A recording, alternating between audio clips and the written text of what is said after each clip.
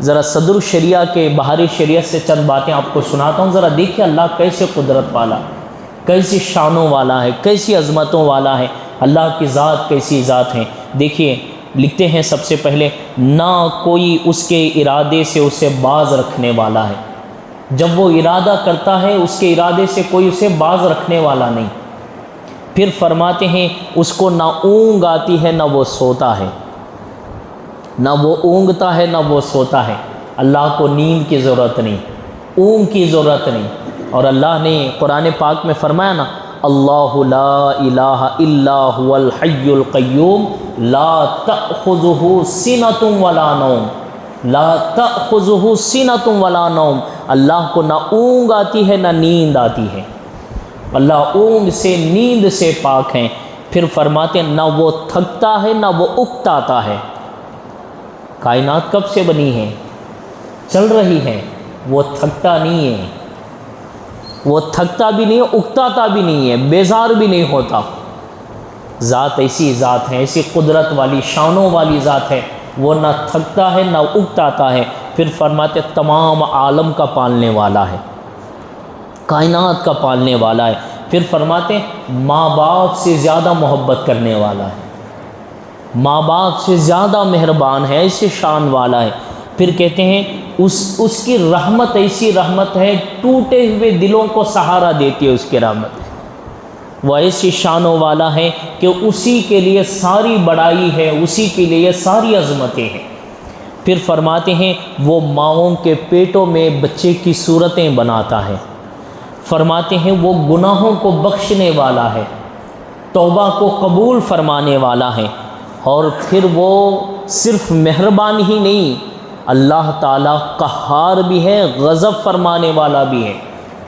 کیسا غضب، کیسے قہر، کیسے جلال فرمانے والا ہے، اس کی پکڑ سے کوئی بچ نہیں سکتا، اللہ کی پکڑ سے کوئی بچ نہیں سکتا۔ احادیث پاک میں آتا ہے، نبی کریم صلی اللہ تعالیٰ علیہ وسلم فرماتے ہیں کہ جب اللہ رحم کرنے پر آ جائیں بڑے بڑے گناہ کو بھی بخش دیتا ہے، جب پکڑ کرنے پر آ جائیں رائی کے دانے کے برابر کو بھی پکڑتا ہے۔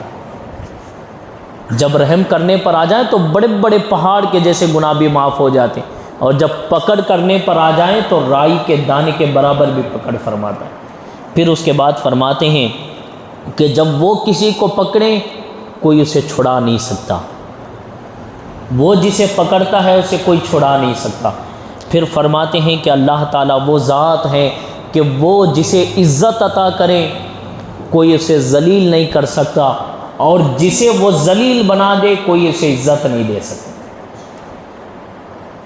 کسی کو اگر وہ عزت دیتا ہے کائنات ساری مل جائیں اس کو ذلیل نہیں کر سکتی، بے عزت نہیں کر سکتی، اور جسے اللہ عزت دیتا ہے اسے کوئی بے عزت نہیں، اور جسے بے عزت بنا دیتا ہے اسے کوئی عزت نہیں دے سکتا۔ وہ کتنی بھی بڑی کرسی پر بیٹھے، وہ کتنی بھی بڑی حکومت کرے، وہ کتنی بھی چیزیں اپنے پاس رکھیں، جسے اللہ بے عزت کر دیں اسے کوئی عزت نہیں دے سکتا۔ وہ ایسی شانوں والا ہے۔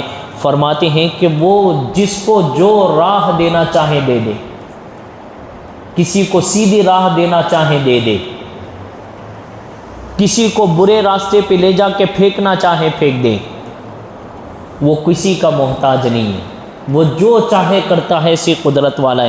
پھر فرماتے ہیں وہ زندے کو مردہ بنا دیتا ہے اور مردے کو زندہ بنا دیتا ہے۔ زندگی ہے، زندگی ختم ہو گئی، روح نکل گئی، مردہ بن جاتا ہے۔ ایک مردہ چیز ہے، آپ انڈا دیکھیں، انڈے میں کوئی زندگی نہیں، انڈے کے اندر ایک گردہ ہے اس میں کوئی زندگی نہیں، لیکن اللہ اس میں بھی زندگی عطا فرماتا ہے، اس سے بھی مرغی کا بچہ باہر نکلتا ہے۔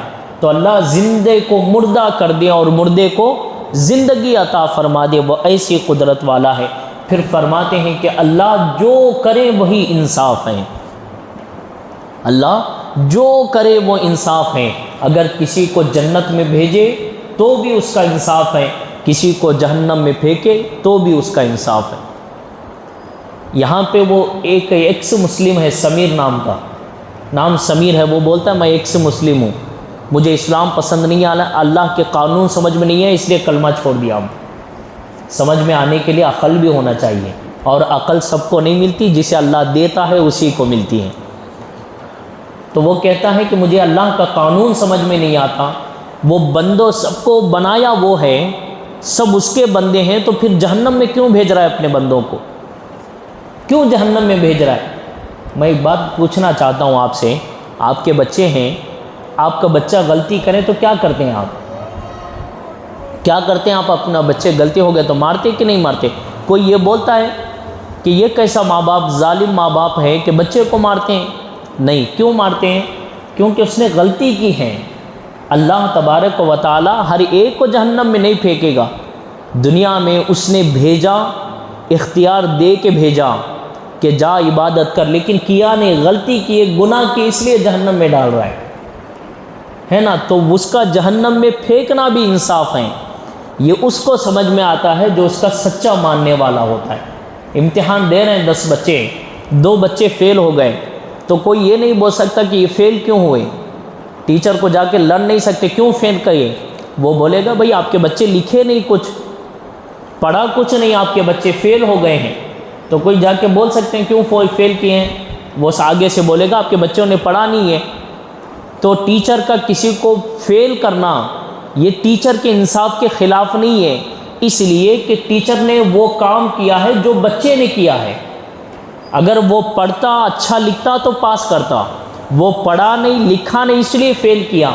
تو اللہ تعالیٰ نے کچھ بندوں کو جنت دی اس لیے کہ انہوں نے دنیا میں نیک اعمال کیے، پاس ہوئے، اور کچھ لوگوں نے گناہ کیے، اس سے دور رہے، ان کو جہنم میں پھینکا۔ تو اللہ تعالیٰ کسی پہ ظلم نہیں کرتا، بندے سارے اس کے ہیں، لیکن اللہ تبارک و تعالیٰ امتحان کے لیے بھیجا ہے، تو پھر امتحان دینا ہے ہمیں۔ نیک اعمال کرنے والے کو جنت اور برے اعمال کرنے والے کو جہنم ہے، یہ بھی اس کا انصاف ہے۔ تو انصاف ایسا اللہ تعالیٰ کرتا ہے کہ نیک اعمال کرنے والوں کو جنت عطا فرماتا ہے اور برے اعمال کرنے والوں کو جہنم میں پھینکتا ہے، یہ بھی اس کا انصاف ہے۔ پھر اللہ تبارک و تعالیٰ کی ذات وہ ذات ہے کہ اللہ تعالیٰ کا علم ہر چیز کو محیط ہے، ہر چیز کا علم اللہ تعالیٰ کو ہے، جو ہو چکا اس کا بھی، جو ہو رہا ہے اس کا بھی، اور جو ہوگا اس کا بھی علم اللہ تعالیٰ کو ہے۔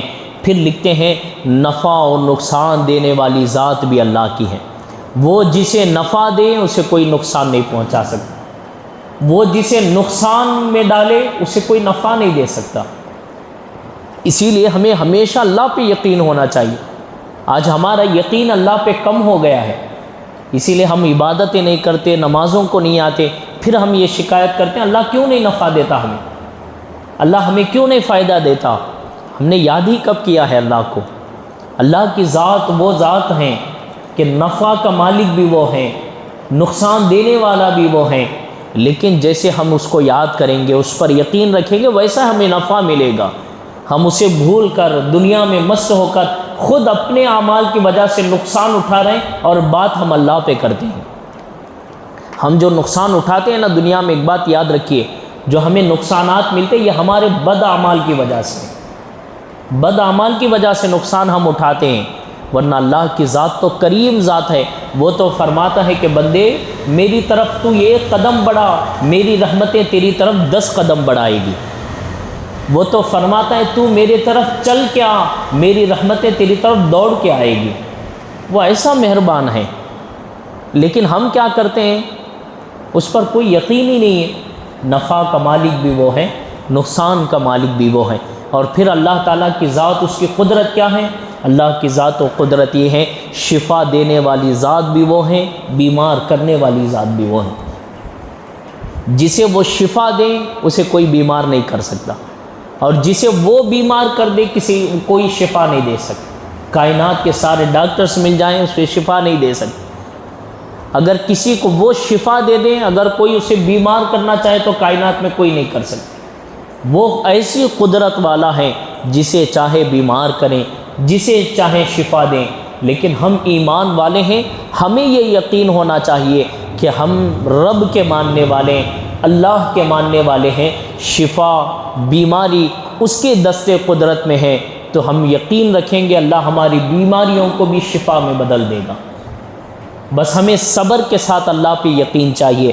پھر لکھتے ہیں اللہ تبارک و تعالیٰ کی ذات وہ ذات ہیں کہ اللہ تبارک و تعالی ایسا مالک ہیں اللہ تبارک و تعالی، وہ جس کو بادشاہ بنائیں، جسے کرسی عطا کر دے، اس سے کوئی کرسی نہیں چھین سکتا، اور جس سے وہ کرسی کو چھین لے اسے کوئی کرسی نہیں دیکھ سکتا۔ کسی کو وہ ایک پوسٹ عطا کرتا ہے، اس سے کوئی چھین نہیں سکتا، اور جس سے وہ چھین لیتا ہے اسے کوئی عطا نہیں کر سکتا۔ حضرت ابراہیم علیہ السلام کے زمانے میں نمرود پوری دنیا کا بادشاہ تھا، پوری دنیا کا بادشاہ تھا۔ پھر ایک دن آیا، اس نے حضرت ابراہیم علیہ السلام کی بے ادبی کہ اللہ نے چھین لی اس سے۔ اب ایسا چھین لیا اللہ نے اس کی پوری بادشاہت کو، سلطنت کو، کہ نہ اس کا نام ہے، نہ اس کا نشان ہے، نہ اس کی قبر کسی کو معلوم ہے کہ وہ گیا کہاں ہے۔ جسے وہ چھین لے اسے کوئی دے نہیں سکتا۔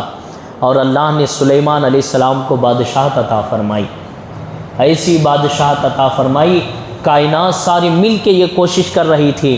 اس وقت اس زمانے کے لوگ یہ کوشش کر رہے تھے حضرت سلیمان علیہ السلام کے تعلق سے، لیکن حضرت سلیمان علیہ السلام کی کرسی کے پاؤں کو بھی نہیں ہلا سکتے۔ جسے وہ عطا کرے کون ہلا سکتا ہے؟ جسے وہ چھین لے اسے کوئی دے نہیں سکتا۔ تو ہمیں اللہ پہ یقین ہونا چاہیے کہ دینے والا، اور پھر ہم سے جو چلے جاتی ہیں لینے والا اللہ کی ذات ہے۔ ہمیں یہ یقین رکھنا چاہیے کہ رب ہمارا ایسا مہربان ہے، وہ ضرور ہمیں عطا کرے گا۔ پھر اس کے بعد وہ ایسا قادر ہیں، اللہ کی ذات ایسی مالک ہیں کہ جو چاہے وہ کرتا ہے، اور جو شان کے لائق ہیں۔ آخری میں ایک جملہ دے رہا ہوں، جو شان کے لائق ہیں، ہر شان کے لائق کاموں کا وہ قدرت رکھنے والا ہے۔ ہر شان کے لائق کاموں کا قدرت رکھنے والا ہے۔ مطلب کیا ہے؟ مطلب یہ ہے کہ اللہ قادر ہے، قدرت والا ہے نا، وہ ہر کام کر سکتا ہے، ہر کام کر سکتا ہے۔ تو اس کا مطلب یہ نہیں کہ برے کام بھی کر سکتا ہے۔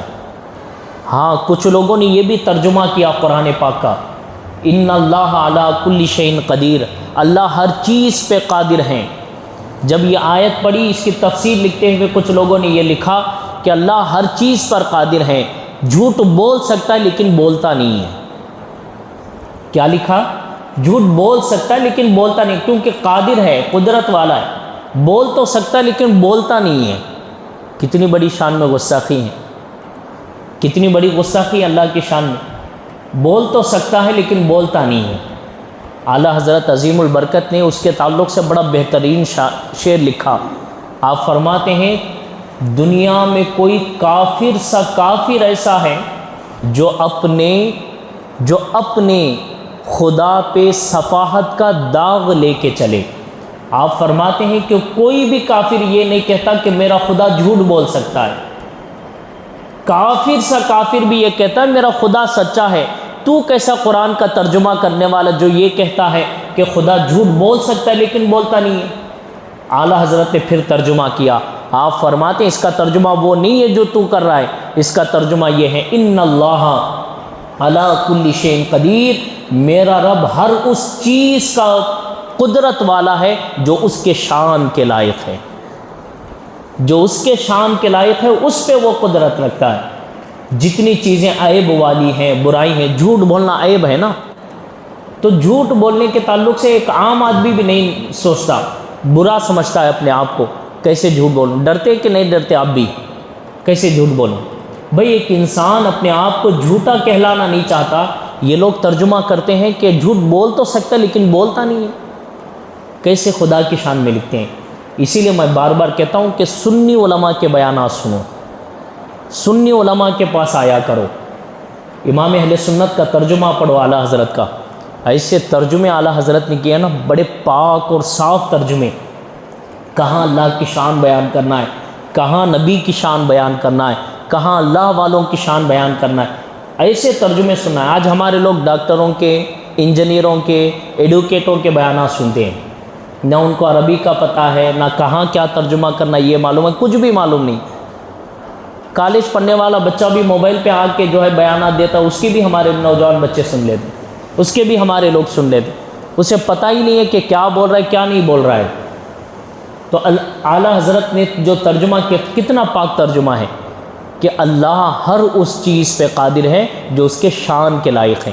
جھوٹ اللہ کے شان کے لائق نہیں ہے، عیب اللہ کے شان کے لائق نہیں ہے، کسی چیز کی برائی اللہ کے شان کے لائق نہیں ہے۔ اسی لیے اعلیٰ حضرت نے فرمایا کہ ہر اس چیز پہ قادر ہے جو اس کے شان کے لائق ہے۔